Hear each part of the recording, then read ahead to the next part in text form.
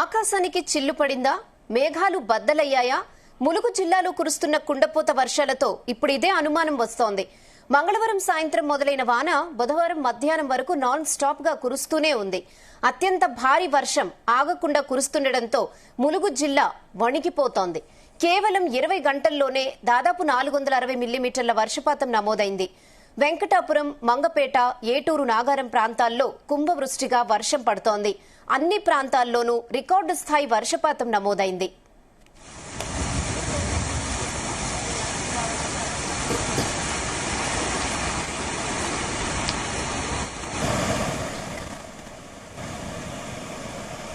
ఇక వెంకటాపురంలో పరిస్థితి మరీ దారుణంగా ఉంది. వెంకటాపురంలో మంగళవారం సాయంత్రం నుంచి బుధవారం మధ్యాహ్నం వరకే 460 మిల్లీమీటర్లు అంటే 46 సెంటీమీటర్ల వర్షం కురిసింది. ఇంకా ఏకధాటిగా పడుతూనే ఉంది. మంగళవారం సాయంత్రం నుంచి బుధవారం ఉదయం వరకు 255 మిల్లీమీటర్ల వర్షం కురవగా బుధవారం ఉదయం 9 గంటల నుంచి మధ్యాహ్నం 2 గంటల వరకు మరో 215 మిల్లీమీటర్ల వర్షం కురిసింది. మంగపేట, ఏటూరు, నాగారంలోనూ గత 20 గంటల్లో 35 సెంటీమీటర్లకు పైగా వర్షం కురిసింది. కుండపోత వానతో వందలాది గ్రామాలను వరద ముంచెత్తింది.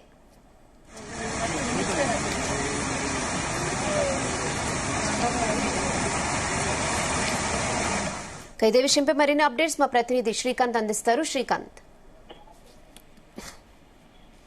ములుగు జిల్లాలో వ్యాప్తంగా కూడా భారీ నుంచి అతి భారీ వర్షాలు కురుస్తాయని చెప్పొచ్చు. నిన్న ఉదయం నుంచి కూడా స్టార్ట్ అయినటువంటి వాన ఈ రోజు వరకు ఇంకా కొనసాగుతుంది. దాదాపుగా అత్యధిక వర్షపాతం నమోదని చెప్పొచ్చు. రాష్ట్రంలో చూసుకుంటే మాత్రం ఎక్కువ శాతం నమోదైనటువంటి ప్రాంతం ఇక ములుగు, వాజేడ్, వెంకటాపురం ప్రాంతం చెప్పొచ్చు. ఇక్కడ దాదాపుగా 266 మిల్లీమీటర్ల వర్షపాతం కూడా నమోదైనట్టుగా తెలుస్తుంది. ఎందుకంటే ఏతోగా నిన్న ఉదయం నుంచి కూడా ఈ రోజు తెల్లవారుజామున 5 గంటల వరకు 277 మిల్లీమీటర్ల వర్షపాతం నమోదైతే ఈ రోజు ఉదయం 9 గంటల నుంచి మధ్యాహ్నం వరకు కూడా 250 పైగా కూడా మిల్లీమీటర్ల వర్షపాతం నమోదైంది. దాదాపుగా 460 పైగా మిల్లీమీటర్ల వర్షపాతం నమోదు కావడంతో కూడా ఇక్కడ ఏజెన్సీ ప్రాంతం పూర్తిగా జలమయమైనటువంటి పరిస్థితి కనిపిస్తుంది. ముఖ్యంగా ఇక్కడ వాజేడు, వెంకటాపూర్ ఏజెన్సీకి సంబంధించినటువంటి వారంతా కూడా బిక్కు అంటూ కాలంలో తీస్తున్న పరిస్థితి కనిపిస్తుంది. ఎందుకంటే ఇక్కడ నుంచి వరదలు కూడా పూర్తి స్థాయిలో రావడంతో కూడా అక్కడ ఇళ్లలోకి అయితే నీరు చేరుతున్నటువంటి పరిస్థితి కనిపిస్తుంది. అదేవిధంగా ములుగు జిల్లా పరిధిలోని వెంకటాపురం పరిధి నుంచి కూడా ఇక్కడ భద్రాచలం వెళ్లేటువంటి ప్రధాన రహదారిపై కూడా పూర్తిగా రాకపోకలు అయితే నిలిచిపోయని చెప్పొచ్చు. ఇక్కడ ఈ ప్రాంతంలో అక్కడి లో లెవెల్ సంబంధించినటువంటి బ్రిడ్జ్ అయితే కొట్టుకపోవడంతో పూర్తిగా అక్కడ రాకపోకలు అయితే నిలిచిపోయాయి. మరోవైపు వెంకటాపూర్ పరిధిలో ఉన్నటువంటి బీసీ బాలుర వసతి గృహం ఉంటుంది.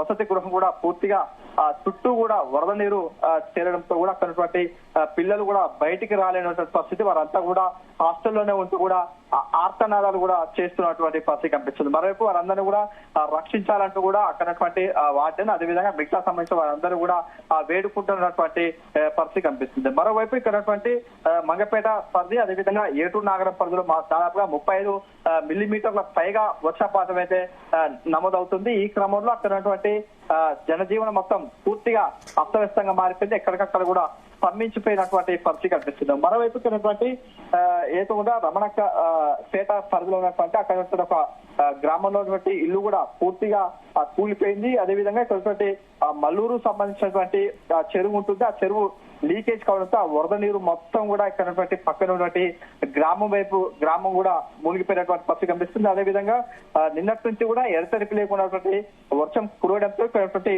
వాగులు, వంకులు అయితే పొంగిపోవడం, అదేవిధంగా లోతట్టు ప్రాంతాలు కూడా పూర్తిగా మునిగిపోవడంతో పాటు అక్కడ పంటలు కూడా పూర్తిగా వరదమయంగా మారిపోయింది. మరోవైపు అక్కడ పక్కన ఉన్నటువంటి గోదావరి కూడా ఉధృతంగా ప్రవహిస్తుంది. అక్కడ ఉన్నటువంటి ఎక్కువ కూడా జలపాతాలు ఉండేటువంటి ప్రాంతం ములుగు జిల్లా కాబట్టి అక్కడ ఉన్నటువంటి బోగత వాటర్ ఫాల్స్ తో పాటు మిగతా సంబంధించినటువంటి వాటర్ ఫాల్స్ కూడా పూర్తిగా నిండుగా ప్రవహిస్తున్నాయి. అదేవిధంగా అక్కడ ఉధృతంగా ప్రవహిస్తున్నటువంటి క్రమంలో అక్కడ పర్యాటక శాఖ అయితే, అదేవిధంగా ఫారెస్ట్ కు సంబంధించిన అధికారులు కూడా బోగత జలపాతానికి విజిటింగ్ చేసినటువంటి సందర్శకులకైతే కూడా నిరాకరించని చెప్పొచ్చు. అటువైపు కూడా ఎవరు వెళ్ళకూడదు, అదేవిధంగా అక్కడ సందర్శించేందుకు అనుమతి లేదంటూ కూడా వారు హెచ్చరిక బోర్డు కూడా తయారు చేసిన పరిస్థితి కనిపిస్తుంది. ఎందుకంటే అక్కడ వరద ఉధృతంగా ప్రవహించడం, అదేవిధంగా అక్కడ నుంచి వరద ప్రవాహం ఎక్కువగా ఉంటుంది కాబట్టి ఒకవేళ సందర్శిస్తే మాత్రం అందులో చూసేటువంటి సందర్శకులు అక్కడికి లోపలికి వెళ్తే మాత్రం కొట్టుకుపోయే పరిస్థితి ఉంటుంది. అదేవిధంగా ప్రాణ నష్టం జరిగే అవకాశం ఉంటుంది కాబట్టి అక్కడ నుండి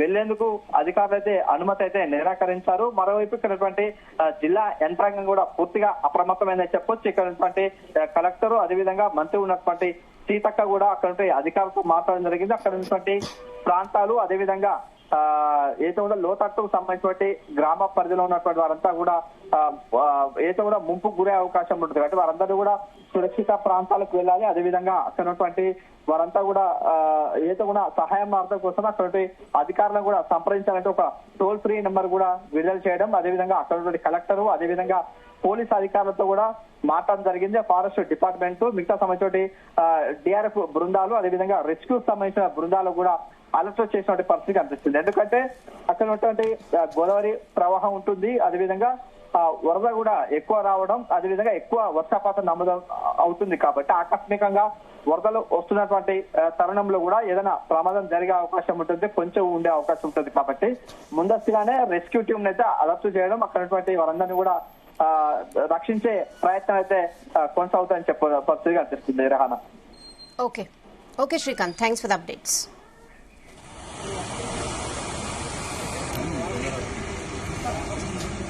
భారీ వర్షాల నేపథ్యంలో ప్రజలు అలర్ట్ గా ఉండాలని సూచించారు పంచాయతీరాజ్ శాఖ మంత్రి సీతక్క. ములుగులో పరిస్థితిని సమీక్షించారు. జిల్లా పరిధిలోని పసర తాడ్వాయి మార్గ మధ్యలో ఉన్న జలగలంచగుండ్ల వాగు వరద పరిస్థితిని స్వయంగా పరిశీలించారామె. లోతట్టు ప్రాంతాల ప్రజలు మరింత జాగ్రత్తలు తీసుకోవాలని కోరారు. విద్యుత్ తీగలు పడిపోయిన చోట రైతులు జాగ్రత్తగా ఉండాలని సూచించారు. వాగులు వంకలు పొంగి పొర్లుతున్నందున మత్స్యకారులు చేపల వేటకు వెళ్లొద్దని విజ్ఞప్తి చేశారు. గ్రామాల్లో శిథిలావస్థలో ఉన్న ఇళ్లను గుర్తించి ప్రజలను సురక్షిత ప్రాంతాలకు తరలించేందుకు తక్షణ చర్యలు తీసుకోవాలని అధికారులను ఆదేశించారు. జిల్లా కలెక్టర్, ఎస్పీ, కింది స్థాయి అధికారులతో సమన్వయం చేసుకుంటూ మానిటరింగ్ చేయాలని ఆదేశించారు మంత్రి.